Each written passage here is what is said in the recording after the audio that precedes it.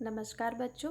तो आज हम कक्षा 5 की पाठ्य पुस्तक जिसका नाम है रिमझिम, पाठ संख्या 10 और पाठ का नाम है एक दिन की बादशाहत। आप सबको पता है बादशाह किसे कहते हैं? बादशाह जब मुग़ल साम्राज्य था ना, तब अकबर, जहांगीर, औरंगजेब, इन्हें हम क्या कहते थे? बादशाह। और हिंदी में कहते हैं उन्हें राजा। ठीक है, जैसे हमारे घर में हमें क्या करना पड़ता है, अपने मम्मी पापा की सारी बातें सुननी पड़ती हैं। तो इस पाठ के माध्यम से देखिए, यहाँ लिखा हुआ ना एक दिन की बादशाहत, मतलब आपको शीर्षक से ही पता चल जाएगा कि एक दिन का राजा जो अपने मन की सारी मुरादें पूरी कर सके, अपनी मन की सब कुछ अपने अनुसार कर सके। ठीक है, तो इस पाठ को हम सारांश को बहुत ही संक्षिप्त तरीके से समझेंगे। तो इस पाठ में आरिफ, सलीम, ये दो भाई रहते हैं और इनके पापा, मम्मी, दादी और आपा, मतलब उनकी एक दीदी रहती है। तो ये सब इस कहानी के पात्र हैं, मुख्य पात्र हैं। तो मुख्य पात्र कौन है? आरिफ और सलीम, ये मुख्य पात्र हैं। तो ये आरिफ और सलीम ये क्या करते हैं, अपने पापा, मम्मी, दादी और अपनी दीदी की बातें हर दिन, ये मत करो, वो मत करो। जैसे आज के डेट में क्या होता है, मम्मी हमें बोलती है ना, मोबाइल मत देखो, आंखें ख़राब हो जाएंगी, पढ़ाई में ध्यान दो नहीं तो भविष्य ख़राब हो जाएगा, एक बार समय निकल गया तो वापस लौट के नहीं आएगा, अभी तुम लोग बच्चे हो, अभी नहीं पढ़ोगे तो कब पढ़ोगे।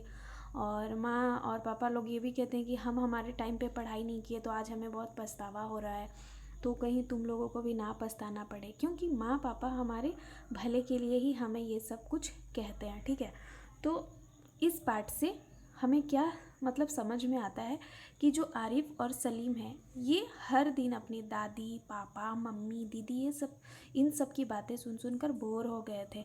कि वो उनके दिमाग में एक ही बात चल रहा था, आरिफ और सलीम का, कि ये पापा मम्मी हमेशा हमें ये बोलते हैं हर दिन स्कूल जाओ, ट्यूशन जाओ, होमवर्क फिनिश करो, अपना टिफ़िन फिनिश करो, मोबाइल मत देखो, ज़्यादा मत खेलो, पढ़ाई में ज़्यादा फोकस करो, इस बार अच्छे मार्क नहीं आएंगे तो तुम्हें कुछ खरीद के नहीं देंगे।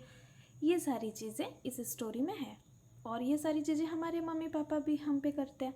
तो बहुत सारी पाबंदियों के साथ हमें जीवन में रहना पड़ता है। ठीक है, तो इस कहानी में ये आरिफ और सलीम, ये दोनों भाई ने अपने दर्द को बयां किया है। तो उन्होंने एक योजना बनाई, उन्होंने एक प्लानिंग बनाया कि क्यों ना हम एक दिन के लिए बादशाह बन जाएं। जिस तरह मम्मी पापा हम पे हुक्म चलाते हैं कि ये मत करो, वो मत करो, हमेशा रोक टोक करते हैं, तो उसी तरह अगर हम भी अपने मम्मी पापा को इसी तरह एक दिन रोक टोक करेंगे, पाबंदियों के साथ रहने के लिए कहेंगे, तब कितना मज़ा आएगा।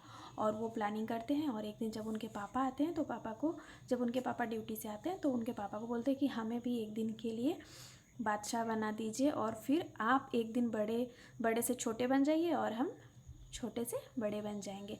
तो नेक्स्ट मॉर्निंग पापा ने क्या कहा कि हाँ ठीक है, चलो कोई बात नहीं, तुम जैसे बोलते हो वैसे ही करेंगे।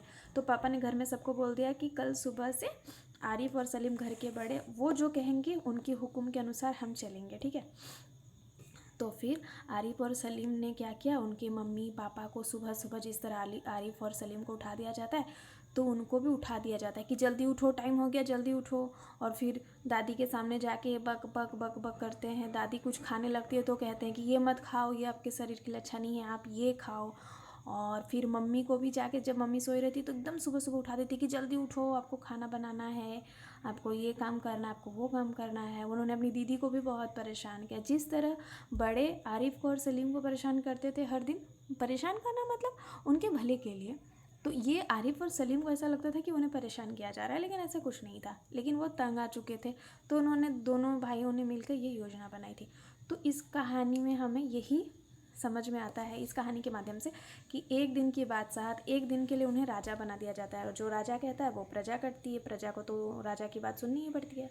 तो ये है हमारे कहानी का सारांश। आपको सारांश कैसा लगा ज़रूर कमेंट बॉक्स में बताइएगा। और अगर ये चैनल अच्छा लगे तो लाइक एंड सब्सक्राइब करना ना भूलें। अगली कक्षा में फिर कुछ नया करते हैं। बहुत बहुत धन्यवाद।